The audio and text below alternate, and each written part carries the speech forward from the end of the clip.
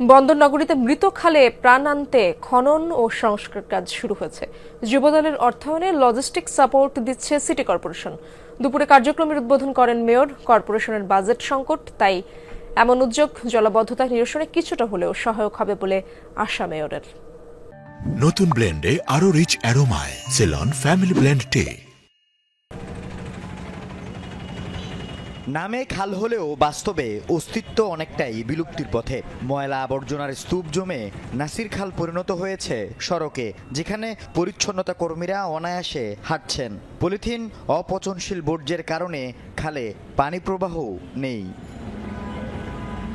দীর্ঘদিন সংস্কার না হওয়ায় খালের উপর ঘাস, শ্যাওলা, কচুরিপানার ছড়াছড়ি। এই খালটির মতো নগরীর আরও প্রায় 21টি ছোট খালের এমন বেহাল দশা। ফলে জলাবদ্ধতা নিরসন প্রকল্পের পূর্ণ সুফলও মিলছে না। এই অবস্থায় বেহাল নাসির খাল সংস্কারের উদ্যোগ নেয় বিএনপির সহযোগী সংগঠন যুবদল। দলীয় নির্দেশনায় নিজস্ব অর্থায়নে উদ্যোগ বলে দাবি তাদের। সিটি কর্পোরেশন আমাদেরকে সার্বিক সহযোগিতা করেছেন, আমরা এর জন্য সিটি কর্পোরেশনকেও ধন্যবাদ জানাচ্ছি। এটা আমাদের নিজস্ব কোনো এটা ফান্ড না, এটা আমাদের ব্যক্তিগত ফান্ডে বা যুবদলের উদ্যোগে আমরা করতেছি। এই খালটা দিয়ে আমরা শুরু করব। চট্টগ্রামের অন্যান্য খাল যেগুলো আছে ওগুলো তো ধরার জন্য আমাদের প্রতি চেষ্টা থাকবে ইনশাল্লাহ। মঙ্গলবার দুপুরে এই কার্যক্রম উদ্বোধন করেন সিটি মেয়র। খাল খননে পর্যাপ্ত বাজেট নেই উল্লেখ করে এমন উদ্যোগ জলাবদ্ধতার ভোগান্তি কমাতে সহায়ক হবে আশা মেয়রের। যদি কোনো কারণে আমাকে ফাইন ইম্পোজ করতে হয়, পানিশমেন্ট দিতে হয়, আমার চাইতে দুঃখবোধ কারো থাকবে না। শহরের লোকদেরকে রিকোয়েস্ট করছি, আপনারা সচেতন, দায়িত্ববোধ বাড়ান। নগর শুধু আমার একার নয়, আপনাদের সবার।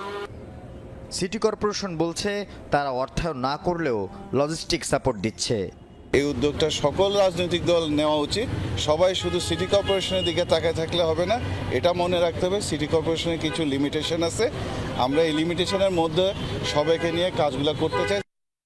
এর আগে গত এপ্রিলে প্রায় কোটি টাকা খরচে বিরজা খাল পরিষ্কার ও খনন করেছে জামায়াতে ইসলামী। আল আমিন শিকদার, যমুনা নিউজ, চট্টগ্রাম।